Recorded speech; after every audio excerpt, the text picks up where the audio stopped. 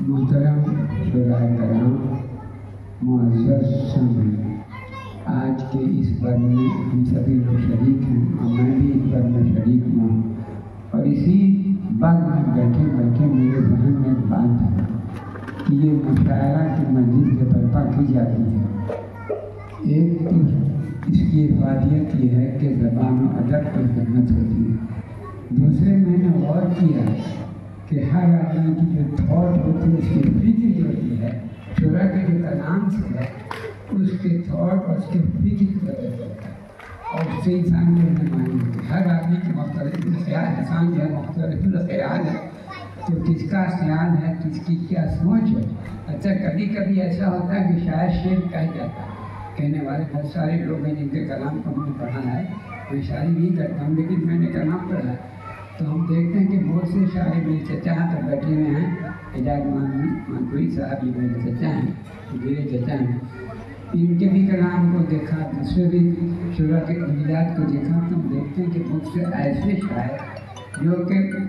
صوفی شاعر نہیں ہیں، لیکن ان کا شعر جو ہوتا ہے متصوفانہ شعر ہوتا ہے۔ ابھی اس بار میں جناب مشاد ناظر صاحب نے جو غزل سنی، ان کا ایک مثال میں نے سنا کہ خالص متصوفانہ شعر، بالکل تصوف کا شعر، تو کہنے کا مقصد یہ مشاعری کی شرکت، یہ بد میں شرکت زبان و ادب کی بھی خدمت ہے، اور ساتھ ساتھ ہر انسان کے فکر سے اور اس کی سوچ سے آزادی ہوتی ہے۔ ہم اللہ سے دعا کرتے ہیں کہ اللہ اس بد کو قائم و دائم رکھے، اور جس طرح زبان و ادب کی خدمت کی جا رہی ہے، اللہ اس میں افزوں کی ترقی نہ کرے۔ ساتھ ساتھ آج کے اسٹیج سے اور اس بد سے میں اس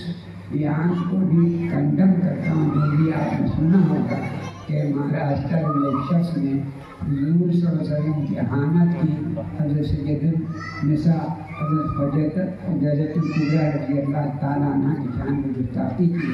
تو آج اس مشاعرے کے بد میں اور بد کے اسٹیج سے ہم تصویر جو ہے اس کے بیان کو کنڈم کرتے ہیں اور یہ کہتے ہیں کہ مسلمان سب کچھ برداشت کر سکتا ہے لیکن رسول اللہ صلی اللہ علیہ وسلم کی اہانت برداشت نہیں کر سکتا ہے، اور ہم اپنے ملک کی جو حکمراں کرتا ہے،